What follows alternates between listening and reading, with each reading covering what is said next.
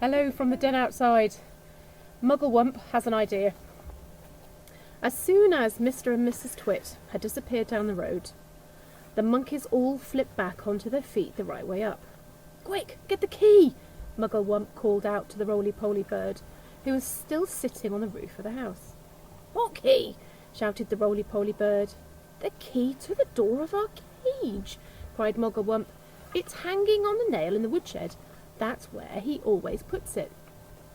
The roly-poly bird flew down and came back with the key in his beak. Mugglewump reached a hand through the bars of the cage and took the key. He put it in the lock and turned it. The door opened. All 4 monkeys leapt out together.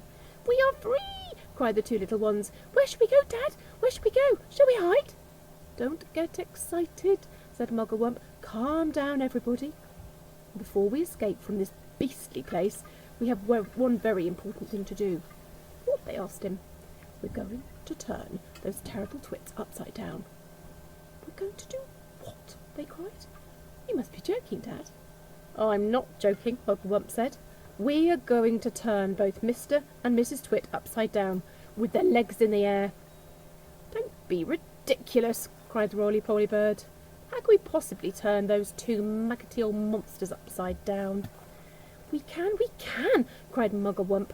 "We are going to make them stand on their heads for hours and hours, perhaps even forever.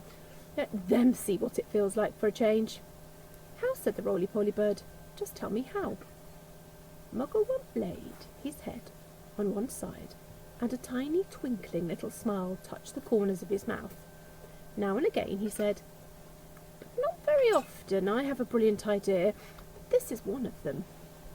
Follow me, my friends, follow me." He scampered off towards the house, and the 3 other monkeys and the roly-poly bird went after him.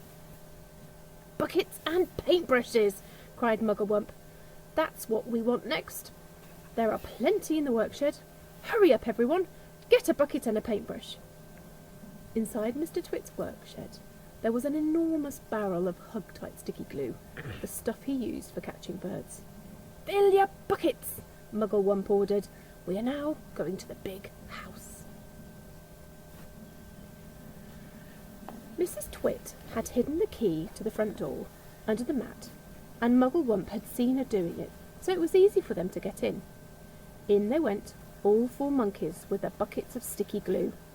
Then came the roly-poly bird flying in after them, with a bucket in his beak and a brush in his claw. Next chapter. The great glue painting begins. "This is the living room," announced Mugglewump. "The grand and glorious living room where those 2 fearful, frumptious freaks eat bird pie every week for supper."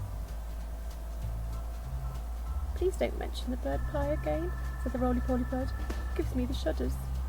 "We mustn't waste time," cried Mugglewump. Hurry up. "Now, the first thing I want is this. I want everyone to paint sticky glue all over the ceiling. Cover it all. Smear it in every corner." "Over the ceiling?" they cried. "Why the ceiling?" "Never mind why," shouted Mugglewump. "Just do as you're told and don't argue." "But how do you get up there?" they asked. "We can't reach." "Monkeys can reach everywhere," shouted Mugglewump, and he was in a frenzy of excitement now, waving his paintbrush and his bucket and leaping about all over the room. Come on, jump on the table, stand on the chairs, hop on each other's shoulders. Roly-poly bird can do it flying. Don't stand there gaping. We have to hurry. Don't you understand? Those terrible twits may be back here any moment, and this is the time they'll have. Get on with it. For heaven's sake, get on with it. And so the great glue painting of the ceiling began. All the other birds who had been sitting on the roof flew in to help, carrying paintbrushes in their claws and beaks. There were buzzards, magpies, rooks, ravens, and many more. Everyone was splashing away like mad, and with so many helpers, the job was soon